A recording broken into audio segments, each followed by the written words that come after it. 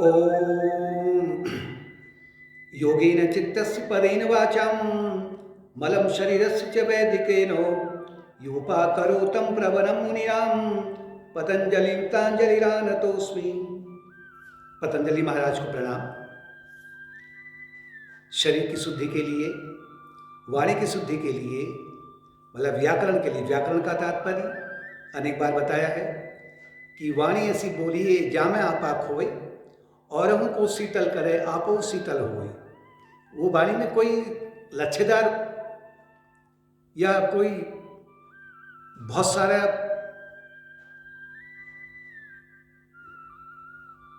व्याकरण को ले लिया जाए वो नहीं, बल्कि जो सरल भाषा हो लेकिन वो प्रिय हो, कर्ण प्रिय हो।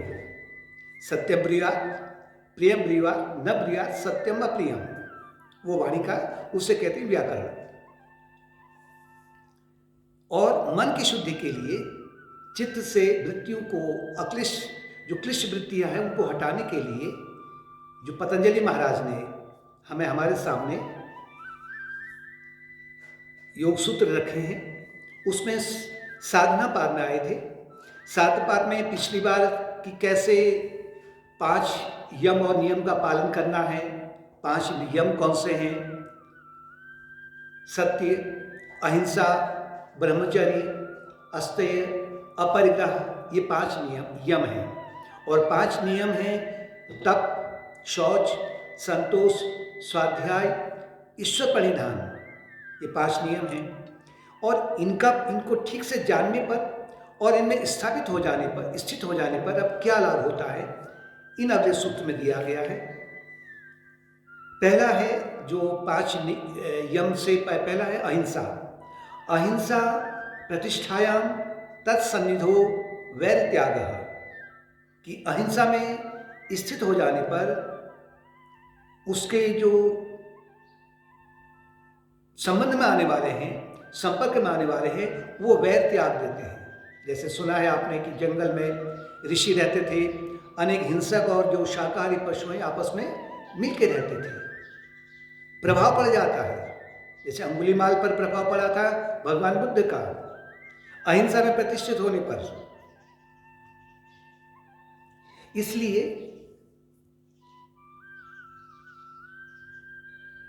अहिंसा शरीर से किसी की हिंसा नहीं करनी है, वाणी से अपशब्द नहीं बोलने हैं, दुरुपयोग नहीं करना है या मौन रहना है, और मन से किसी के प्रति दुर्भावनाएं नहीं पालनी है लॉन्ग टर्म में। दूसरा है सत्य प्रतिष्ठाया क्रिया फलाशयत्व। सत्य में स्थित हो जाने पर, सत्य का आचरण करने से, और सत्य जो मुख्य जो उन्नत श्रेणी है सत्य की वो है कि आत्मा में स्थित हो जाने पर उसका जो संकल्प शक्ति है वो ब्रह्मांडी संकल्प शक्ति से एक हो जाती है।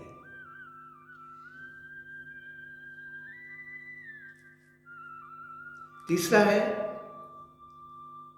अस्ते प्रतिष्ठायाम सर्वरत्नोपस्थापनम स्थानम। अस्ते में स्थित हो जाने पर जो कुछ भी उससे धन की प्राप्ति करनी होती है उससे पा लेता है, मतलब स्वतः ही प्रकृति उसकी ओर उसको खींची आती है और उसके लिए सब कुछ वो उसके लिए प्रबंध कर देती है। स्ते का तात्पर्य चोरी नहीं करना, और अस्ते का तात्पर्य, और स्ते का तात्पर्य चोरी करना। शरीर से चोरी होती है, भौतिक रूप से चोरी होती है, चोरी मानसिक रूप से भी होती है, किसी का गलत आकलन कर लेना या शरीर को अपना मानना वो भी चोरी है, मन को अपना मानना वो भी चोरी है। ये मैं, मतलब ये मेरी इंद्रियां हैं, मेरी अपनी हैं, ये तो जीवात्मा की हैं, ये तो उपकरण मात्र हैं, इनको भी अपना मानना ये भी चोरी है। तो जब ये अपना नहीं है तो इसके जो संबंधी हैं वो कैसे अपने हो गए? उसमें स्थित हो जाने पर तब उसकी ओर जो धन है वो आध्यात्मिक धन भी और भौतिक धन भी वो खींचा आता है। लेकिन जब तक मन में लोभ है, स्वार्थ की भावनाएं हैं, तब तक उसकी ओर वो धन भी नहीं खींचा आता है, मतलब भौतिक धन भी उससे दूर होने लग जाता है। अगला जो यम है ब्रह्मचर्य। ब्रह्मचर्य प्रतिष्ठायाम वीर्य लाभ। ब्रह्मचर्य में स्थित हो जाने पर, अभ्यास करने पर, धीरे धीरे कि शरीर की क्षण भंगुरता पर, शरीर के रोगों पर, शरीर केवल मांस का, रुधिर का और अनेक प्रकार के मैल का बना हुआ है, मज्जा का बना हुआ है, उसका अगर एक्सरे देखेंगे कंकाल रहता है, तो धीरे धीरे इसको ठीक से इसमें ब्रह्मचर्य पर स्थित हो जाने पर ओजस शक्ति प्राप्त होती है। ओजस शक्ति का तात्पर्य है कि मन अब अपनी ऊर्जा को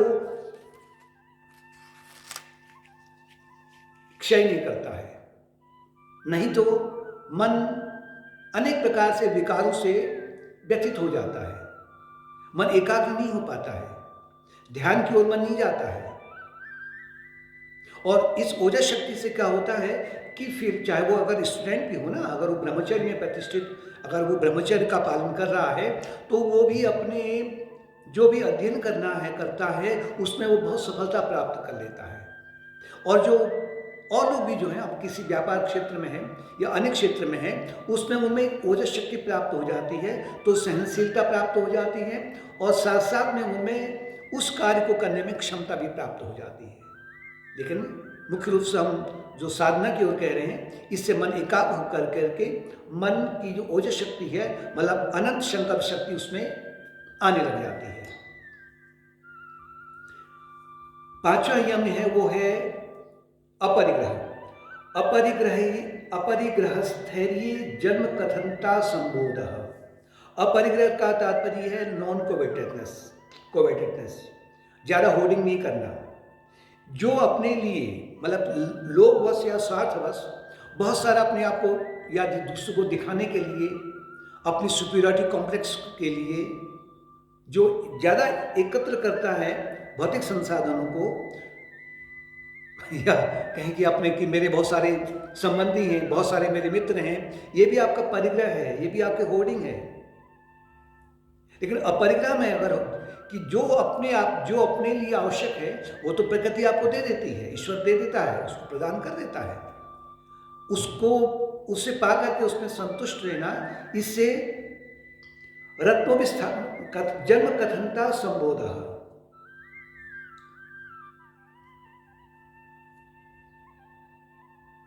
उसे ये ज्ञात हो जाता है कि मेरे जो पिछले जन्म थे, मतलब उससे अपने पिछले अनेक जन्मों की स्मृति हो आती है। वो जान लेता है कि मैं, जैसे बुद्ध भगवान थे, वो कहते हैं कि मैं उनको अपने 500 जन्म याद आ रहे हैं, तो वो अपरिग्रह में स्थित होने पर ये जो सिद्धि है वो प्राप्त हो जाती है। अब अगले हैं 5 नियम। शौच, संतोष, तप, शौच, संतोष, स्वाध्याय इत्यादि हैं। पहला है शौच। शौचांगवा अंग जुगुप्सा परे संसर्ग। शौच का तात्पर्य यहाँ पर केवल अभी बाहरी शौच से है, लेकिन बाहरी शौच के साथ साथ में मानसिक शौच भी आवश्यक है। बाहरी शौच मतलब अपने शरीर को शुद्ध रखना, वस्तुओं को शुद्ध रखना, जहाँ पे रहते हैं उसे शुद्ध रखना, इससे अपने शरीर से वैराग्य उत्पन्न होने लग जाता है, अनासक्ति हो जाती है। अगर अनासक्ति हो जाती है तो उससे आगे को और भी लाभ प्राप्त हो जाता है।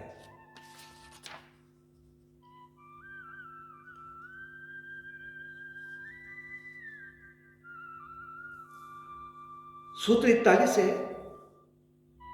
सत्व शुद्धि सौमनस्य एकाग्रे इंद्रिय जयात्म दर्शन योग्यत्वानि च। अब है मेंटल शौच से, मानसिक शुद्धि से क्या होगा? मानसिक शुद्धि से इसमें स्थित हो जाने पर मन प्रसन्न होने लग जाता है, मन एकाग्र होने लग जाता है, 1.8 होने जिसे कह रहे हैं। और इंद्रिय जयत्व का तात्पर्य है कि मन अब इंद्रियों पर संयम होने लग जाता है और उसमें आत्मज्ञान प्राप्त करने की योग्यता प्राप्त हो जाती है।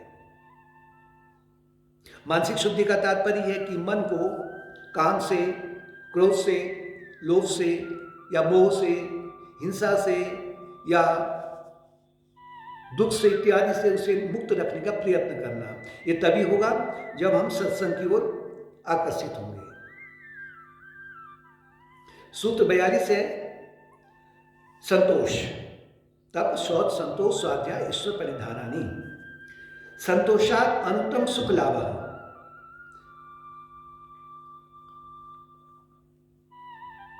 संतोष में स्थित हो जाने पर अनुत्तम सुख, जिस सुख की मतलब जो सुख है उसके पैरेलल और कोई भी उसके समानांतर कोई भी सुख, संसार का सुख नहीं है संतोष में स्थित हो जाने पर। और दूसरी ओर हम देखें कि योग वशिष्ठ में भी गुरु महाराज, गुरु वशिष्ठ श्री राम जी को मुक्ति महल के 4 द्वारपाल बताते हैं: सत्संग, विचार, संतोष और स्वाध्याय। संतोष भी वहां पर एक मुक्ति महल का द्वारपाल है। संतोष में स्थित हो जाने पर जो सुख की प्राप्ति होती है, क्योंकि जो अब मन उसका बहिर्मुखी नहीं होकर करके मन अंतर्मुखी होने लग जाता है और वो अपने भीतर की छवि को, छटा को, उस अंतरात्मा की छटा को उसका अनुभव करने लग जाता है और अंतरात्मा ही परम सुख का स्रोत है या परम सुखमय है, अनंत सुखमय आत्मन है। तो उसे जो सुख की प्राप्ति होती है वो सुख की प्राप्ति उसे और कहीं भी किसी भी भौतिक वस्तु से प्राप्त नहीं हो सकती है, वो ये जानता है। और साथ में वो अपने सुख के लिए अपने वो बाहरी वस्तु पर अब निर्भर नहीं रहता है। उसे पता है कि सुख तो मेरे भीतर विराजमान है। अगला सूत्र है कायेन्द्रिय सिद्धिर शुद्धि क्षया तपस्स। अब तप के बारे में बताया गया है कि तप में दक्ष हो जाने पर जो शरीर की अशुद्धियां हैं वो दूर होने लग जाती हैं, इंद्रियों की अशुद्धियां दूर होने लग जाती हैं।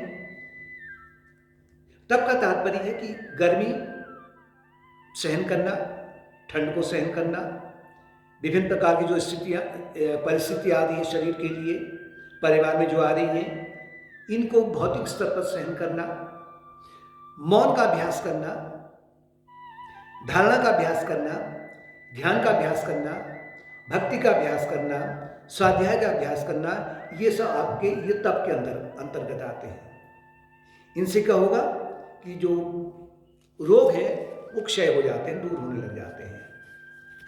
अगला जो नियम है वो है स्वाध्याय। स्वाध्याय इष्ट देवता संप्रयोग। स्वाध्याय 3 प्रकार का। स्वाध्याय के अंतर्गत स्व अध्ययन कि मैं कौन हूं, इसके लिए 3 प्रकार का जो अध्ययन है। पहला तो है सत्संग,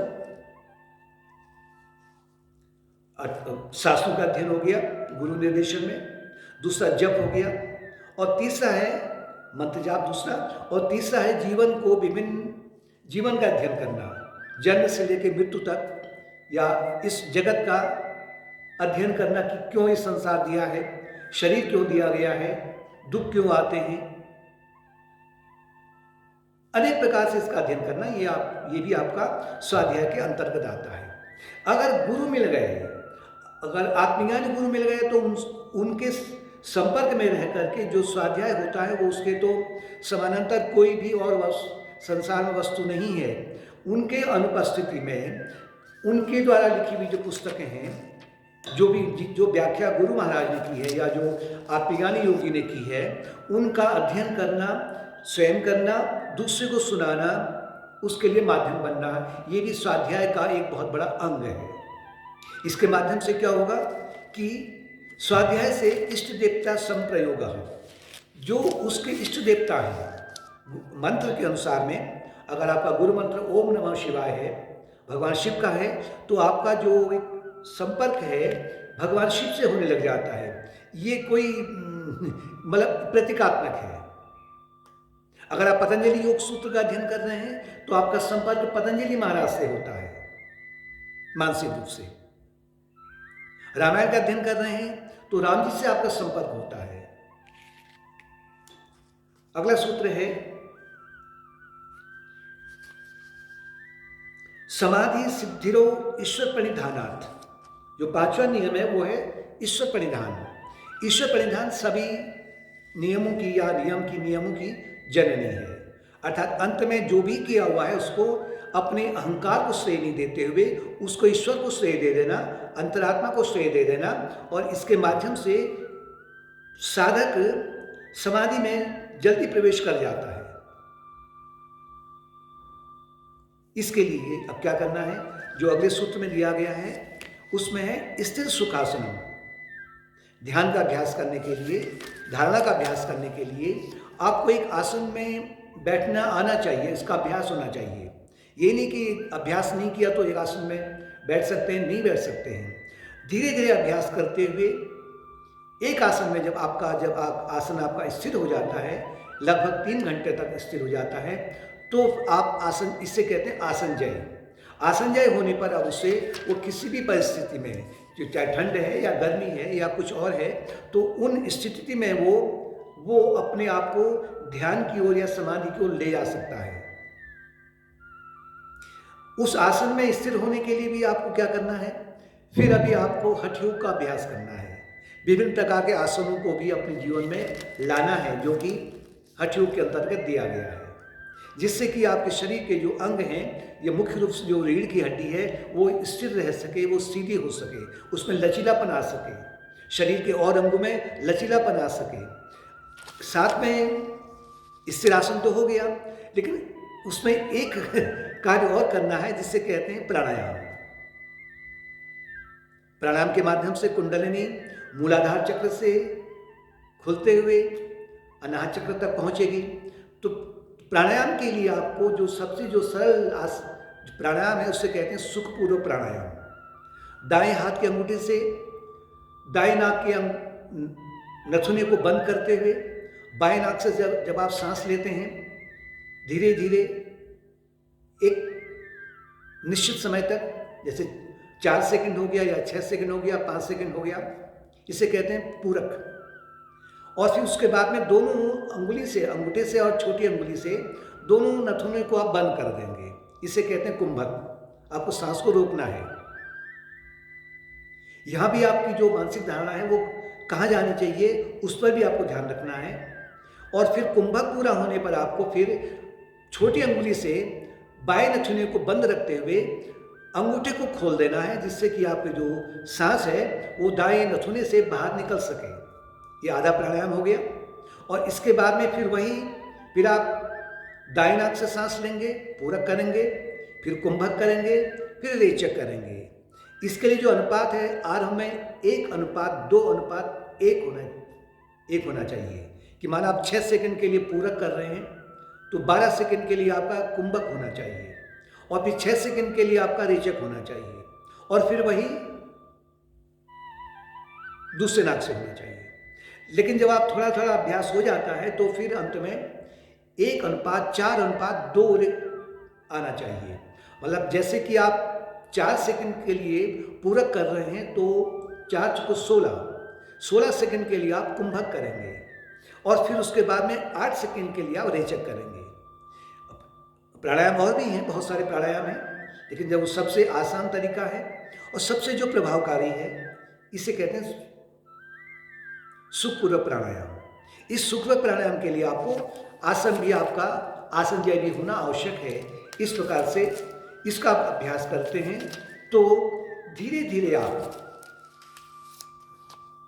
योग मार्ग में प्रशस्त होने जा रहे हैं, और इनके अभ्यास से चित्त की वृत्तियों का निरोध हो रहा है। जो क्लिष्ट वृत्तियां हैं जिनका अध्ययन पहले किया है, वर्णन किया गया है कि अविद्या, अस्मिता, राग, द्वेष और अभिनिवेश के माध्यम से जो कर्म बनते हैं, जो वृत्तियां बनती हैं, काम के, क्रोध के, लोभ के, हिंसा के, दुख के, शोक के, चिंता के, व्यग्रता के, ये जो वृत्तियां बनती हैं, इन पर नियंत्रण होने लग जाता है। और अगर आप अपने प्राणों पर प्राणायाम के माध्यम से नियंत्रण कर रहे हैं तो मन पर नियंत्रण होने लग जाता है, और मन पर नियंत्रण हो रहा है तो प्राणों पर नियंत्रण होने लग जाता है।